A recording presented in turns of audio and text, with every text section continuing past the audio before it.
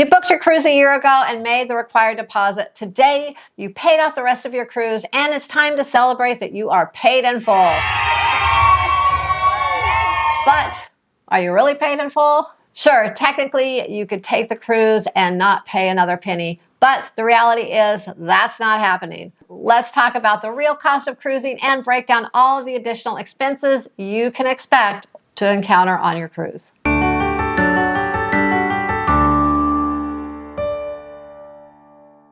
Hi everyone, it's Sharon and Jamie from Sharon and Jamie Travel. Thanks for joining us. Today our goal is to make sure that you are aware of all the additional costs you can and will run into on your cruise vacation. Now we set the scene, you are paid in full, your cruise vacation has become a reality, but what do you do next to get ready for your cruise and the additional expenses that will come with it? All right, well, first, this is a great time to look into travel insurance. When you're putting out so much of your hard-earned money, you should really look into protecting your vacation investment. I like how that sounds, vacation investment. We always recommend it, but if you need more information, we'll put a link to our video about travel insurance in the description box below. This video will help you decide if travel insurance is right for you and your family. Of course, you have the expenses of getting to and from the cruise port you are sailing out of, and hopefully the cost of a hotel the night before your cruise. We say hopefully because we tell everyone we know never fly into town the day of your cruise. We have heard too many stories about people missing their cruise due to flight delays and cancellations. Please fly in the day before. Yes, it does cost a little extra for the hotel, but it is well worth it. Now, the cost of getting to and from the airport, don't forget about that. Uber, Lyft, taxi, shuttle, whatever you do, it will cost a few extra dollars. Now, there are a number of expenses you will run into on your cruise, but many of them can actually be paid for prior to boarding the ship. And oftentimes, by paying ahead, you will actually save a few dollars. All right, first, there are the gratuities. This is really something for first-time cruisers that they may not already know about, but you'll be automatically charged for gratuities or tips while you're on your cruise. They'll be charged to your onboard account that you'll set up either before or on your cruise. You can expect to be charged anywhere from $16 to $25 per person in your cabin per day based on your cruise line and your cabin selection. Quick note, usually kids 2 or 3 and under are not charged. Now this amount can add up quickly. I mean, that's almost $400 for a family of 3 on a 7-day cruise. These tips are shared amongst the crew that you see the most, as well as some behind the scenes. If you're not expecting it, this charge can be quite surprising, and for some old school cruisers, it's also a bit controversial. Now technically, with most cruise lines, not all, this charge is not mandatory. You can go to guest services and have these gratuities removed. And there are some people that do that because they prefer to tip in cash directly to the people that they interact with the most. On occasion, we do hear people just removing the tips because they're trying to save money. We hope you're not one of those people, because as you cruise more often, you'll really begin to appreciate just how hard the crew works on these cruise ships. We always choose to leave the gratuities as they are, and then we will usually tip a little extra at times for great service or things like room service. You do have the option to prepay these gratuities before your cruise, or they'll just be added on at some time during your cruise a few days into it. I know that was a lot, but it's the one charge that many new cruisers don't realize is part of cruising, so we wanted to make sure that was the first thing that we mentioned. Next, we have excursions. If you don't plan on spending every day in a lounge chair on the ship, you will want to book excursions for when you're in port. These excursions can be purchased prior to your cruise on the cruise line's website. You can also book them on the ship as well, but you might run the risk of the popular excursions being sold out if you wait. Excursions can range dramatically in price based on where you're cruising and what you like to do. A beach day getaway could be $30 per person and just includes a ride to a popular destination with a rum punch and a buffet lunch, or maybe you're going to Alaska and you want to take a helicopter to the top of a glacier. That sounds good. That can cost you anywhere from $500 or more per person. Whoa. You'll want to look at each port you'll be visiting and plan ahead for the excursions you want to take, or at least what you want to do while you're there. Hey, real quick, thanks for sticking around with us. And if you're still here and enjoying the video, please consider subscribing to the channel. You can even just pause the video, hit the subscribe button, then hit play, and then you're right back here again, and you're subscribed. It's that easy. All right, next, let's talk about food and drink. You could go the entire cruise and not pay another penny for food or drinks. There's plenty of food available for breakfast, lunch, dinner, and snacking. And if you usually drink water, iced tea, milk, coffee, or most juices, you'll be all set without spending another dime. On the other hand, if you like a cocktail and you want to experience some specialty or upscale dining on your cruise, that will cost you extra.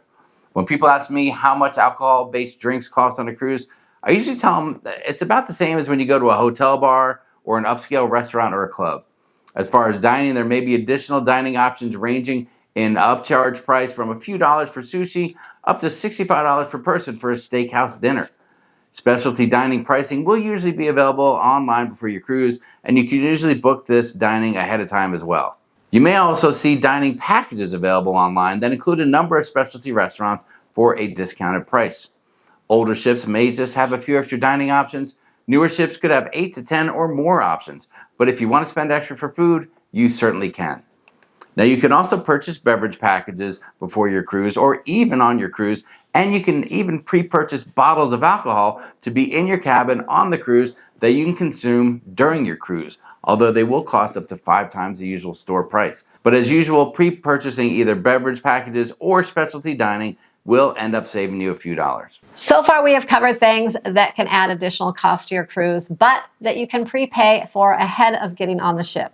We always try to prepay for things ahead of time. It is less for us to worry about when we board the ship, and it also helps keep us organized with our daily plans.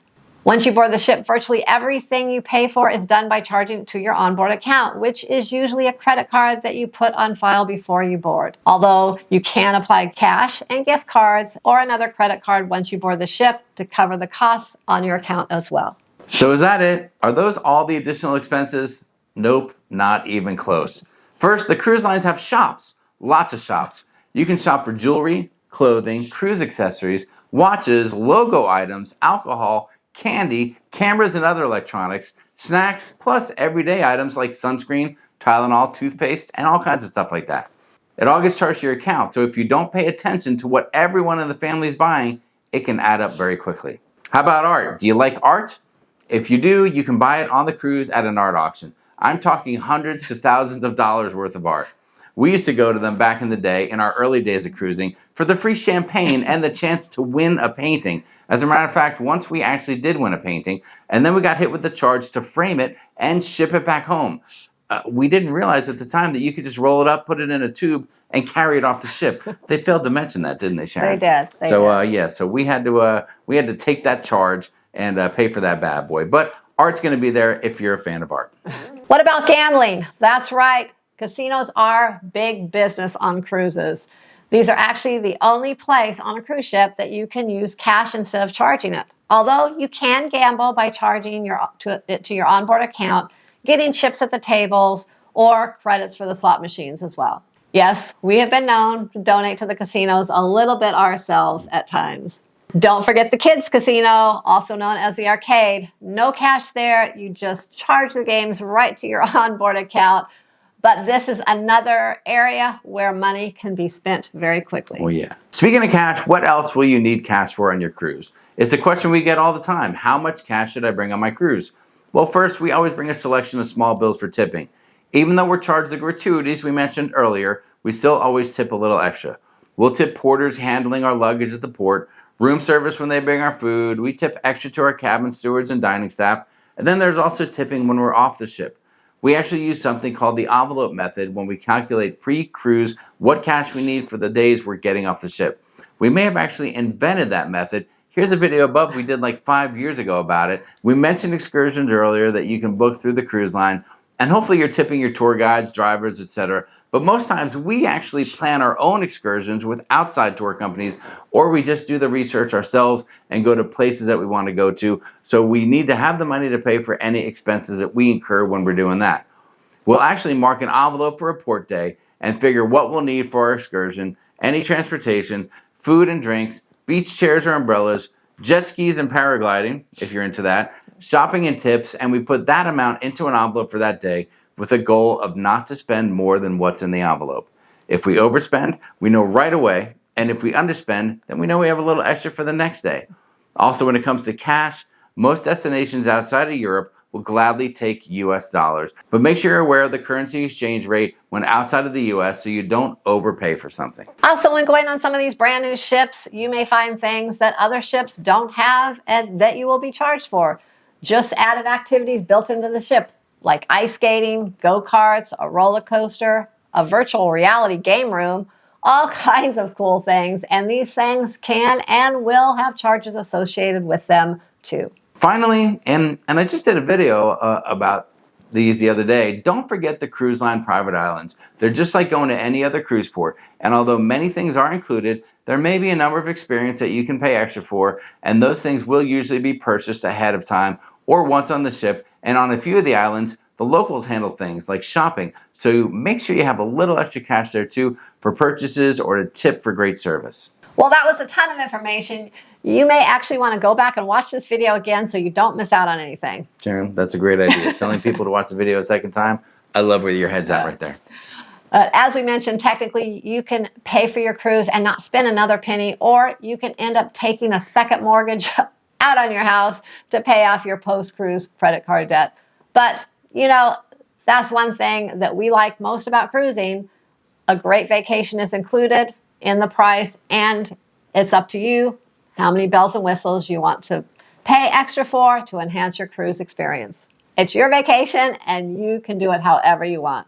We hope you enjoyed this video, and if you did, please remember to subscribe, give it a thumbs up, and turn on the notifications. Thanks for watching, and we'll see you in the next video.